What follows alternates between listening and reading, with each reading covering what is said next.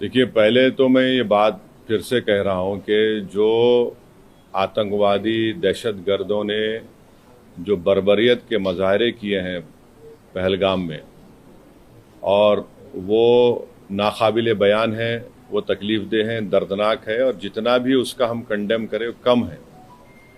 क्योंकि वो लोग तो अपने आप को हैवानात और बदतरीन जानवरों से भी ज़्यादा गिरी हुई हरकत उन्होंने की है, और किसी के मज़हब का नाम पूछकर ये बात उनकी जान लेना, ये सरासर गलत है, जुल्म है।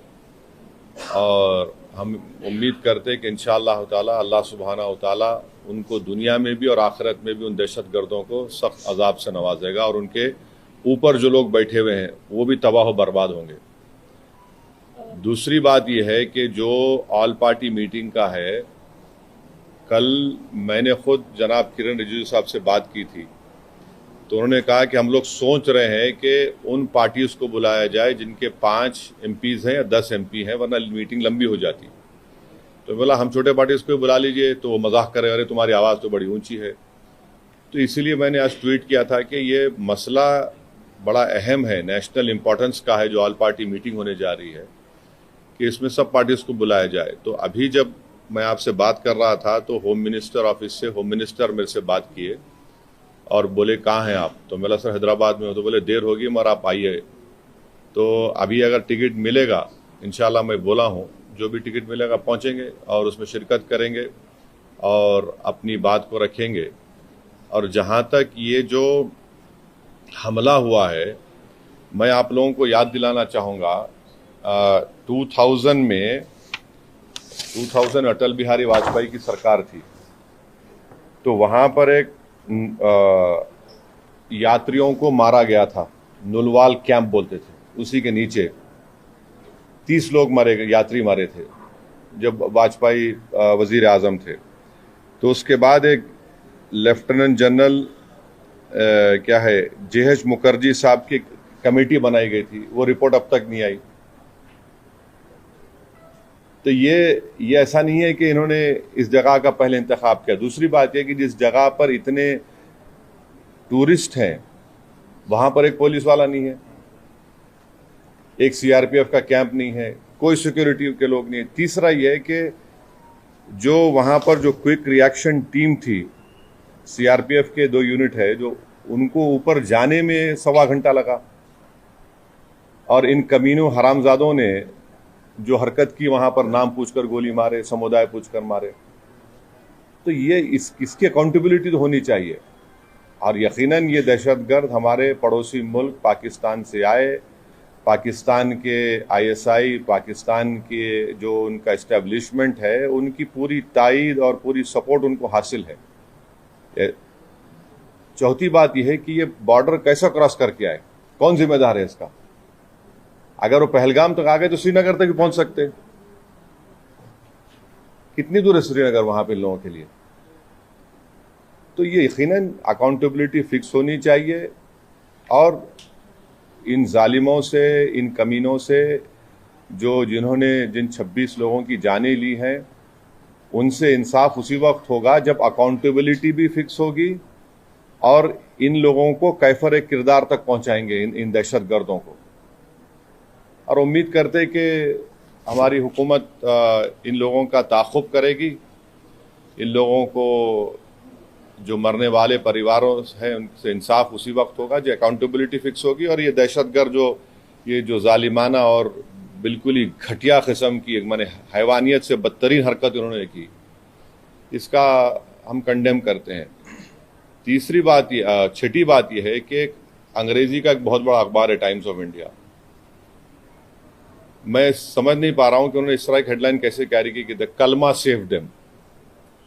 आप इस तरह की हेडलाइन कैसे लगाते, बताइए आप तो पूरे मुसलमानों को ही आप दोषी करार दे रहे हैं। भाई, वो आतंकवादियों का कोई मजहब नहीं होता, वो दहशतगर्द हैं, वो तो ISI की ISIS की आइडियोलॉजी में चलने वाले कुत्ते हैं ये लोग। इतना बड़ा अंग्रेजी अखबार, द कलमा save them, what is this? भाई कितने जो जो कश्मीर में जितने आतंकवादियों ने सबसे ज्यादा मारा, वहां के कश्मीरी मुसलमानों को मारा, सबसे ज्यादा मरने वाले वो है वहां पे। तो उसके बारे में क्या बोलेंगे आप? ये तो एक आइडियोलॉजी है ना, ये तो टेररिज्म की एक आइडियोलॉजी है। तो बड़ी अफसोस की बात है कि इतना बड़ा अंग्रेजी का अखबार होकर आप इस तरह की हेडलाइन कैरी करते थे, कलमा सेव देम और द कलमा was the difference. You cannot carry such headlines. You cannot generalize the whole great religion of Islam. तो नहीं, सुन तो लीजिए।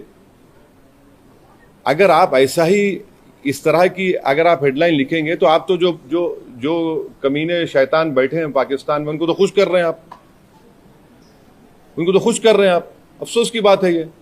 द कलमा वाज द डिफरेंस। आप देखिए हेडलाइन जो है वो उस तरह की हेडलाइन हो सकती है किसी की। और आखिरी बात यह है कि कल शाम में 6:30 बजे तेलंगाना के चीफ मिनिस्टर एक all party candle light march necklace क्या है वो पीपुल्स प्लाजा के पास करने वाले हैं। मैं हैदराबाद की आवाम से, तेलंगाना की आवाम से अपील कर रहा हूं कि आप हजारों की तादाद में उसमें कल शिरकत करिए। हमको एक होकर इस अपने मजहब पे चलते हुए उसके बावजूद भी हम इस बात का ख्याल रखें कि ये हमारे देश का मसला है, मुल्क का, वतन अजीज का मसला है। हम तमाम को वहाँ पर जमा होना है। चीफ मिनिस्टर खुद उसकी लीड करेंगे। हमारी पार्टी भी, हमारे पार्टी के एमएलएज भी, जितने हमारे मेंबर्स हैं, बल्कि जितने जो टेररिज्म के खिलाफ हैं और जो इस मुल्क से मोहब्बत करने वाले हैं, मैं उनसे उम्मीद करता हूँ कि वो हज़ारों नहीं लाखों की तादाद में वहाँ पर जमा हो। और हमारा वहाँ पर जमा होना ना सिर्फ हम खराज अक़ीदत पेश करेंगे उन मरने वाले ख़ानदानों को, बल्कि हम उन लोगों को भी पैगाम देंगे जो दहशत गर्दी के ज़रिए इस मुल्क में हिंदुओं और मुसलमानों में नफ़रत की दीवारों को और इजाफा करना चाहते हैं। तो टेररिज्म के ख़िलाफ़, भाईचारगी के ख़िलाफ़ और कश्मीर के कश्मीरियों के लिए भी हमको ठहर कर बोलना है। आप किसी एक इलाके के, कश्मीर हमारा अटूट हिस्सा है और हमेशा रहेगा, तो कश्मीर की ज़मीन पर बसने वाले लोग भी हमारे अटूट हैं। इनको भी हमको कॉन्फिडेंस देना है। अब आपका कोई सवाल है तो बोलिए, मुझे जल्दी जाना है एयरपोर्ट। एक सेगमेंट है, आप सिर्फ हेडलाइन की, अखबार के हेडलाइन की बात कर रहे हैं, लेकिन एक सेगमेंट है जिसको एक मौका मिला है या सोशल मीडिया पे हिंदू मुस्लिम बहुत ज्यादा किया जा रहा है, उसके लिए आपका क्या है? नहीं, आप ये भी तो देखिए कि उसमें गरीब कश्मीरी मुसलमान जो घोड़े पर बिठाकर लेकर गया था, रिपोर्ट्स में आया है कि वो रोकने गया इन जालिम कुत्तों को, शैतानों को, तो उसको भी गोली मार दी। कई तस्वीर हैं कि जख्मियों को लोग उठाकर लेकर जा रहे हैं नीचे। आप अगर जो लोग सोशल मीडिया पर ये जो बदगुमानी और जहर फैला रहे हैं वो पाकिस्तान को और एलईटी को खुश कर रहे हैं, याद रखिए आप। वो ये कहना चाहते कि कोई हिंदू कश्मीर को नहीं आ सकता, तो आप उनको कामयाब कर रहे हैं इस तरह की बकवास करके। आप भाई, आपको अगर नफरत है किसी से तो फिल वक्त रुक जाइए। वक्त नहीं नफरत दिखाने का, ये वक्त हमको एक सीसा पीला हुई दीवार की तरह खड़े होकर उन तमाम ताकतों को एक पैगाम देना है। आप तो उनको कामयाब कर रहे हैं इस तरह की बकवास करके।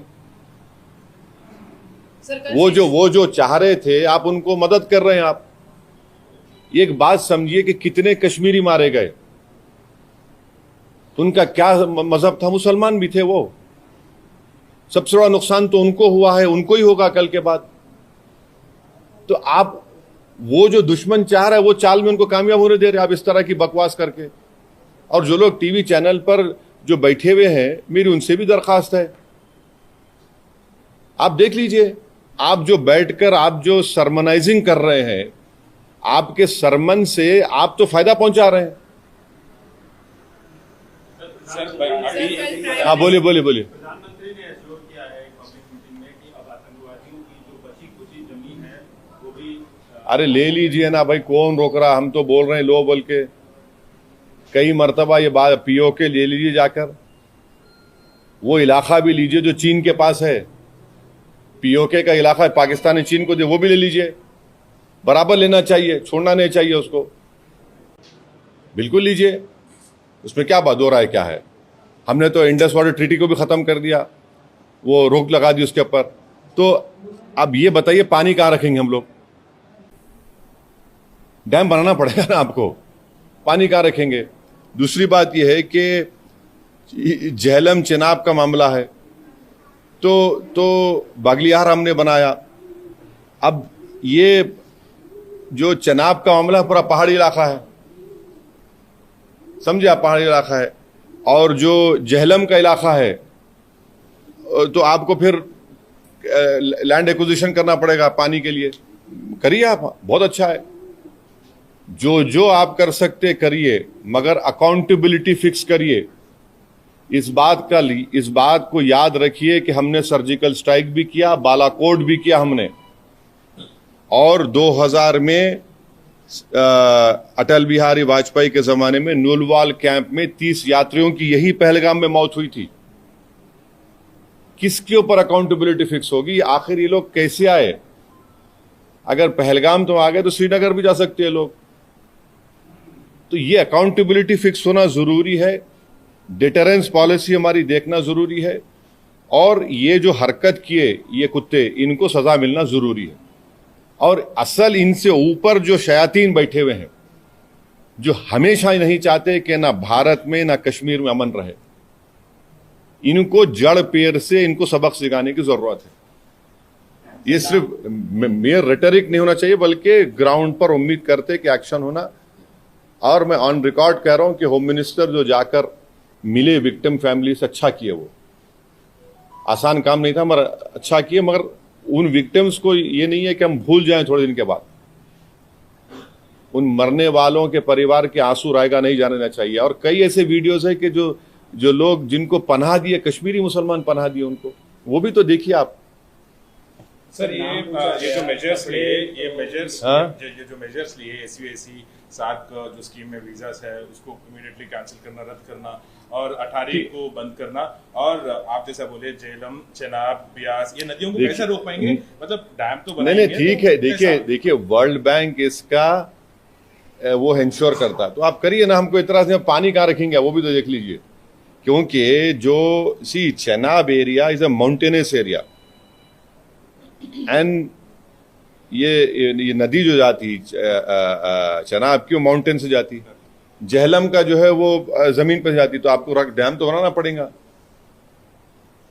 इंडस का जो है वो उधर अलग एरिया होता, अलग छोटा सा एकदम। वो सर ये कैसा दिखती है मेजर्स को? ये काफी है पाकिस्तान की जो दहशतगर्दी। एक बात सुनिए, मैं प्राइम मिनिस्टर से एक सवाल ये कर रहा हूं कि जनवरी 2025 तक पहलगाम में उस मुकाम पर 2 CRPF की यूनिट थी, अब क्यों नहीं है? क्यों हटाया गया उनको? पूछ लीजिए कि सही है तो सही है बोलिए, गलत है तो गलत बोल दीजिए। जो बेसान मीडोज है, क्या हुआ वहां पर? फिर नीचे से जो क्विक रिएक्शन एक्शन टीम को 1 घंटा लगा ऊपर जाने के लिए, और ये कमीने कुत्ते जो है नाम पूछकर मार रहे थे लोगों को, मजहब पूछकर मार रहे थे। अकाउंटेबिलिटी तो फिक्स होनी चाहिए भाई। अभी नहीं, देखिए अगर आप लोगों के सोर्सेस में प्राइवेट जेट है तो बोलिए, बैठ के जाएंगे, टिकट मिला तो जाएंगे। आप लोग बड़े ज्ञानी हैं, पावरफुल लोग हैं आप लोग। जी बदला कैसे होगा? क्योंकि लोग आज, आम जनता जो है जो सड़कों पर उतर रही है, कैंडल मार्च कर रही है, विक्टिम्स जो है सब ये कह रहे हैं कि बदला इस बार तो लेना चाहिए, हर बार की तरह नहीं चाहिए। एक बात सुनिए, पिछले साल जुलाई में रईसी एक जगह है वैष्णो देवी करीब, वहां पर भी 7 या 9 टूरिस्ट को मार दिए थे।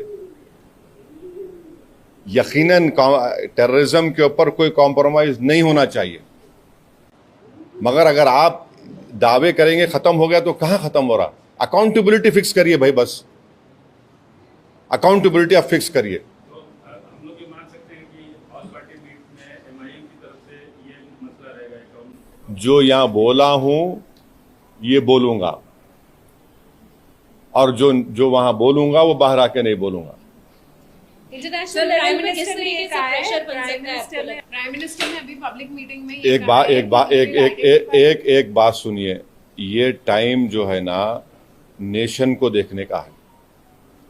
जो भी नेशनल इंटरेस्ट में सिक्योरिटी के लिए कश्मीरियों के तहफ़्फ़ुज़ के लिए जो भी स्टेप गवर्नमेंट उठाती है, MIM पार्टी उसको सपोर्ट करेगी। बाद में हमारी जो शिकायतें हैं नहीं हैं वो बोलते रहेंगे, मगर एज ऑफ नाउ इस क्रिटिकल टाइम पे हम सबको एक होकर ये काम करने की जरूरत है। इंटरनेशनल लेवल पे किस तरीके से इंटरनेशनल लेवल पे तो सरकार कर रही है ना, सरकार कर रही है। वॉट एवर स्टेप्स जो which have been taken in the cabinet committee on security, we welcome it, ठीक है। जो स्टेप लेना है। आप ये अलाउ तो नहीं कर सकते, मगर हम यही चाह रहे कि कहीं ना कहीं अकाउंटेबिलिटी फिक्स हो, मगर नेशनल इंटरेस्ट में तो हमको एक होने का है। अपने पॉलिटिकल डिफरेंसेस होंगे, वो चलते रहेंगे, वो खत्म होने वाले नहीं है। वो डेमोक्रेसी का तकाजा है, वाइब्रेंट डेमोक्रेसी। आज की सूरत हाल में यह है कि इसमें हमको थोड़ा देख के सर, ये रॉबर्ट वाड्रा का स्टेटमेंट अब छोड़ दीजिए ना, अभी अब वो अहम नहीं है। आज अहम है कि कैसे पाकिस्तान से LET के टेररिस्ट आए, उनका हम कैसा उनको रोकेंगे, जड़ पेड़ से निकालेंगे। ये नेशनल इंटरेस्ट का डिमांड है। आप नेशनल इंटरेस्ट में हमको देखना है। सर, अकाउंटेबिलिटी फिक्स होनी चाहिए बोलकर आप कह रहे हैं, तो ये अकाउंटेबिलिटी कैसे फिक्स होना चाहिए? मतलब क्या क्या मेजर्स लेना चाहिए? आपकी तरफ से क्या डिमांड्स रहेंगे? आप सेंट्रल गवर्नमेंट देखिए, अकाउंटेबिलिटी फिक्स होनी चाहिए, वो जो समझने वाले समझ जाएंगे। Okay, thank you, thank you. अब जाने प्राइम दिए। मिनिस्टर ने कहा है कि we will identify, track and definitely we welcome it, please do it. जड़ पेड़ से निकाल कर फेंकिए इन शयातीन कुत्तों को। बोल रहे हैं कि मिट्टी में मिला देंगे। बिल्कुल मिट्टी में नहीं, बल्कि पहाड़ में मिला दीजिए उनको। आप चूरा चूरा कर दीजिए उन लोगों को। ये नेशनल इंटरेस्ट में हम कह रहे हैं आपसे, बिल्कुल रोकिए ना, रोकना चाहिए। मजाक है क्या? बोलिए आप, कैसा अरे आप वो खाली पढ़ेंगे, देखेंगे वो दर्दनाक नज़ारों को तो आप बेचैन हो जाते हैं। क्या गुजर रही होगी उस बच्ची पर जो अपने पति की लाश के बाजू खड़ी हुई है। आज हम तो बड़ा सब जने बातें करते हैं, मगर जिंदगी गुजार रहे हैं। कौन पूछता क्या है उनको? एक्सग्रेशिया मिलेगा, उसके बाद क्या होगा? उनको तो बहुत बड़ा नुकसान हो गया ना। विवाह हो गए, लोग हनीमून मनाने गए। अब बताइए, कोई शादी करके जा रहा है कि ये तो ये क्या है? ये तो डेफिनेटली जो सख्त से सख्त एक्शन ले सकते हैं प्राइम मिनिस्टर, उनको लेना चाहिए और ये जड़ पेड़ से खत्म होना। और इसमें कश्मीरियों का फायदा है। आप बताइए, पूरा टूरिज्म इंडस्ट्री बर्बाद। मैं गया था 3 दिन पहले, हमारे MLA इम्तियाज जलील के बेटे का निकाह था। जगह नहीं है आपको वहां पर। श्रीनगर में इतने शादियां लोग आके कर रहे थे वहां पर, अब सब नुकसान होगा ना।